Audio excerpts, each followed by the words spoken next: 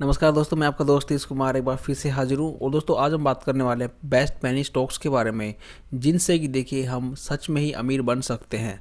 तो दोस्तों ऐसे स्टॉक्स को ढूंढना थोड़ा मुश्किल होता है, क्योंकि काफ़ी सारे ऐसे स्टॉक्स होते हैं जिनमें कि हम अपने पैसे इन्वेस्ट कर देते हैं और फिर बाद में हमें उनमें नुकसान हो जाता है। और बहुत से इन्वेस्टर्स का इन पेनी स्टॉक्स की तरफ देखिए काफ़ी इंटरेस्ट रहता है।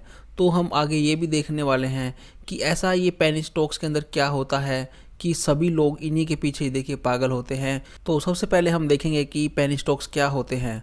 तो देखिए पेनी स्टॉक्स का मतलब होता है कि वो स्टॉक्स जो देखिए सिंगल या डबल डिजिट में ट्रेड करते हो, जिनका जो प्राइस है आपको 5 रुपये 10 रुपये पे दिखाई दे, लेकिन साथ में जो उनकी मार्केट कैप है देखिए वो भी काफ़ी कम होती है। कई बार ऐसे स्टॉक्स भी होते हैं जिनका भाव देखिए 100 रुपये के आसपास ट्रेड करता है, फिर भी वो एक पेनी स्टॉक हो सकता है, क्योंकि जो उसकी मार्केट कैप है हो सकता है कि वो काफ़ी कम हो। तो ऐसे स्टॉक्स को हम कहते हैं पेनी स्टॉक्स। अब हम समझते हैं कि पेनी स्टॉक्स के पीछे लोग इतने पागल क्यों रहते हैं। तो देखिए मान लीजिए किसी कंपनी की मार्केट कैप 100 करोड़ है, तो उसे डबल होने में काफ़ी कम टाइम लगेगा। वहीं दूसरी तरफ अगर कोई रिलायंस जैसी बड़ी कंपनी है जिसकी मार्केट कैप 16 लाख करोड़ है, तो अगर रिलायंस के स्टॉक के प्राइस को डबल होना है तो जो उसकी मार्केट कैप है उसको भी देखिए डबल होना पड़ेगा। ये सेम ऐसे है जैसे देखिए चीता एक तेज़ दौड़ सकता है जबकि हाथी इतना तेज़ नहीं दौड़ सकता। तो दोस्तों मैं आपके लिए ऐसे स्टॉक्स निकाल कर लाया हूँ जो कि देखिए फंडामेंटल स्ट्रॉन्ग कंपनियाँ होंगी और साथ में जो उनकी मार्केट कैप है वो भी काफ़ी कम होगी। तो ऐसे ही बैलेंस को हमने ढूंढ कर आपके लिए निकाला है। मैं आज आपके साथ 3 स्टॉक शेयर करने वाला हूँ, और जो स्टॉक नंबर 3 है उसके जो फाइनेंशियल है दोस्तों वो माइंड ब्लोइंग है। तो दोस्तों वीडियो को पूरा देखें। तो अब हम देखते हैं हमारे पहले स्टॉक्स को। तो दोस्तों हमारे पहला स्टॉक्स है यहाँ पर ओरो लैब्स लिमिटेड, जो कि देखिए एक फार्मास्यूटिकल से संबंध रखती है और ये एपीआई बनाती है और खासकर कि डायबिटिक थेरेपी के लिए। और इसके अलावा ये एपीआई की मैन्युफैक्चरिंग करते हैं कॉन्ट्रैक्ट बेस पे। ये काफ़ी तरह के एपीआई बनाते हैं जिसमें कि मेटफॉर्मिन हाइड्रोक्लोराइड से इन्हें 90% का इनकम जनरेट होती है। इसके बाद देखिए इनके पास सिर्फ एक ही प्लांट है जो कि तारापुर में है, और जिसकी कैपेसिटी सालाना 500 टन पर एनम की है। और इसके अलावा देखिए ये Egypt, Germany, Malaysia, Singapore, south Africa, Brazil, Spain और यूके में अपने माल को एक्सपोर्ट करते हैं। इसके अलावा कंपनी एक कैपेसिटी एक्सपेंशन करने वाली है जिसमें कि 12.5 करोड़ रुपए का खर्चा होने वाला है। और इसके बाद देखते हैं कंपनी के फाइनेंशियल को। तो देखिए यहाँ पर कंपनी जो फेस वैल्यू है इसमें 10 की है, और कंपनी का जो रिटर्न ऑन इक्विटी वो 28.67 का है, और इनकी मार्केट कैप अभी 61 करोड़ की है, और इनका नेट प्रॉफिट मार्जिन 13.23% का है, और इनका अर्निंग पर शेयर 6 रुपये 27 का है, जो कि काफ़ी अच्छी बात है। और इनका करंट रेशो 3.08 है, जो कि काफ़ी शानदार है। और अभी ये जो है 15.61 के पी पे ट्रेड कर रही है, और इनका डेट टू इक्विटी रेशो 0.0 का है, और डिविडेंड यील्ड यहाँ पर अभी 0 है, और इसमें प्रमोटर की होल्डिंग अभी 52% के आसपास है। और ये शेयर देखिए अभी 95 रुपये के आसपास ट्रेड कर रहा है, और अभी तक लगभग 763% का रिटर्न दे चुका है। और सबसे अच्छी बात कि यहाँ पर इसके प्रमोटर ने कोई भी प्लेजिंग नहीं की हुई है। इसके बाद हम बढ़ते हैं हमारे स्टॉक नंबर 2, जिसका नाम है Ashapuri gold ornaments private limited. इस कंपनी की स्थापना 2008 में हुई थी, और ये ट्रेडिंग करते हैं ज्वेलरी की, और ये 22 कैरेट गोल्ड ज्वेलरी बनाते हैं। तो एक तरह से कह सकते हैं कि ये सुनार का काम करते हैं, और इनके पास मालाबार गोल्ड और टाइटन जैसे क्लाइंट हैं। और इसके बाद देखते हैं इसके फाइनेंशियल। तो देखिए यहाँ पर कंपनी की फेस वैल्यू 10 है, इनका रिटर्न ऑन इक्विटी 4.16 है, मार्केट कैप अभी 180 करोड़ के आसपास है, नेट प्रॉफिट मार्जिन 1.79% है, जो कि काफ़ी कम है।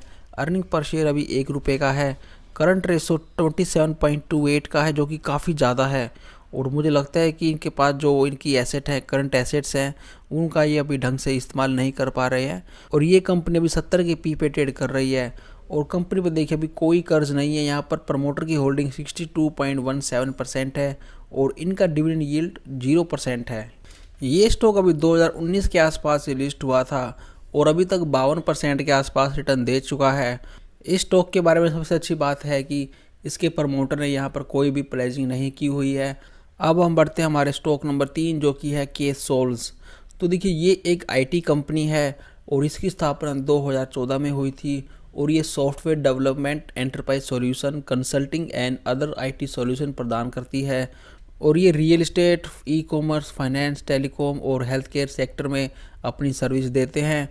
तो इसके अलावा देखिए ये company AI, AR, VR, IoT and Android apps पे भी काम करती है। तो यहाँ पर मैं आपको बताना चाहूँगा, AI का मतलब है आर्टिफिशियल इंटेलिजेंस, AR का मतलब है एग्यूमेंटेड रियलिटी और VR का मतलब है वर्चुअल रियलिटी। अगर हम बात करें इनके पास कौन से क्लाइंट हैं, तो इनके पास ऑन पॉइंट ग्रुप, शेयरमिस्टर, नाइट ब्रॉडबैंड जैसे बड़े बड़े क्लाइंट हैं। और दोस्तों अब हम बात करते हैं कंपनी के फाइनेंशियल के बारे में। तो देखिए फाइनेंशियल कंपनी के काफ़ी अच्छे हैं, काफ़ी स्ट्रॉन्ग फाइनेंशियल्स हैं। तो देखिए जो उनकी फेस वैल्यू है 10 की है, रिटर्न ऑन इक्विटी 120% का है, मार्केट कैप केवल 400 करोड़ की है और जो उनका नेट प्रॉफिट मार्जिन है वो 40% का, जो कि बहुत ही शानदार है। अर्निंग पर शेयर 11 रुपये 87 पैसे का है, करंट रेशो लगभग 6 का है, स्टॉक इसमें 28 के पी पर ट्रेड कर रहा है और जो उनका डेट टू इक्विटी है वो 0 का है। सबसे अच्छी बात है कि ये कंपनी डिविडेंड भी देती है और इसकी डिविडेंड यील्ड 4.88 की है और प्रमोटर का यहाँ पर स्टेक 62.4% का है। कंपनी ने 2021 में 10 रुपये का डिविडेंड अनाउंस किया था। उसके बाद फिर जून में भी इन्होंने 30 रुपये का डिविडेंड अनाउंस किया था और अक्टूबर में 2.5 रुपये और अभी 2022 में इन्होंने 3 रुपये 25 पैसे का डिविडेंड अनाउंस किया है। तो दोस्तों इसके अलावा मैं आपको एक फैक्ट और यहाँ पर बताना चाहूँगा कि इस कंपनी का IPO देखिए 2020 में आया था और यहाँ पर जो फेस वैल्यू थी इसकी 10 रुपये इक्विटी पर शेयर थी। इस IPO का लॉट साइज 1200 शेयर्स का था। तो देखिए जनरली जो हमारे IPO होते हैं वहाँ पर आपको 14,000 से 15,000 के आसपास इन्वेस्टमेंट करनी होती है, लेकिन यहाँ पर आपको इन्वेस्टमेंट करनी थी 1,20,000 रुपये की, क्योंकि 1200 शेयर्स इंटू के 100 रुपीज़ पर इक्विटी शेयर्स, मतलब कि एक शेयर की कीमत 100 रुपये थी और आपको 1200 शेयर्स के लिए अप्लाई करना था। तो यहाँ पर आपको काफ़ी ज़्यादा इन्वेस्टमेंट करनी थी क्योंकि ये एक SME कंपनी थी। और दोस्तों ये स्टॉक पहले दिन ही फ्लॉप साबित हुआ क्योंकि ये अपने 100 रुपये के मुकाबले सिर्फ 13 रुपये 15 पैसे पे ही लिस्ट हुआ। जी हाँ दोस्तों, इसने अगर किसी ने इसमें अप्लाई किया होगा तो देखिए 70 से 80% जो उसकी कैपिटल है देखिए पहले ही दिन उसकी ख़त्म हो गई होगी।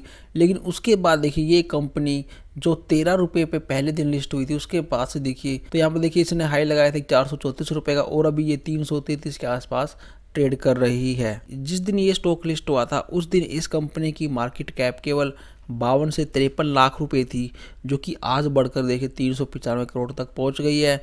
तो इसके अलावा भी देखिए काफ़ी सारे ऐसे स्टॉक्स हैं जो कि पास्ट में एक समय पे देखिए पेनी स्टॉक्स थे। उनका कुछ एक मैं आपको यहाँ पर नाम दिखाना चाहूँगा। जैसे कि पहला स्टॉक्स है हमारी लिस्ट में आइसर मोटर। ये भी कभी 9 रुपये पे ट्रेड करता था और आज की डेट में 2437 रुपये तक पहुँच गया है। और उसके अलावा फिर नाम आता है कोटक महिंद्रा बैंक, जो कि कभी 1 रुपये 80 पैसे के भाव पे था और आज 1820 रुपये पे ट्रेड कर रहा है। उसके बाद हम देखते हैं फिर यहाँ पे ल्यूपिन, ये भी कभी 2 रुपये का था और जो कि आज 765 रुपये पे है। और उसके अलावा फिर टाइटन कंपनी भी कभी 2 रुपये 60 पैसे पे थी और आज 2703 रुपये तक पहुँच गई है।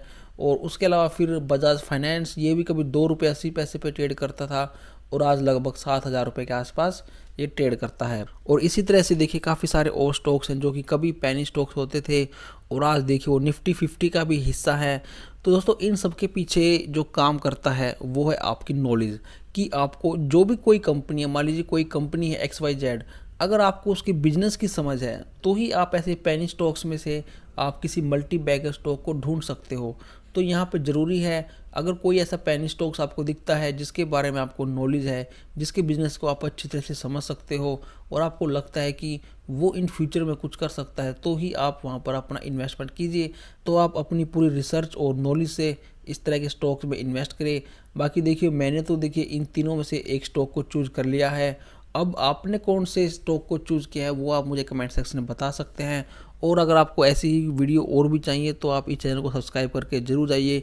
वीडियो अच्छी लगे तो प्लीज़ लाइक कर दीजिए। अब दोस्तों मैं आपसे मिलता हूँ नेक्स्ट वीडियो में, तब तक के लिए टेक केयर, बाय बाय।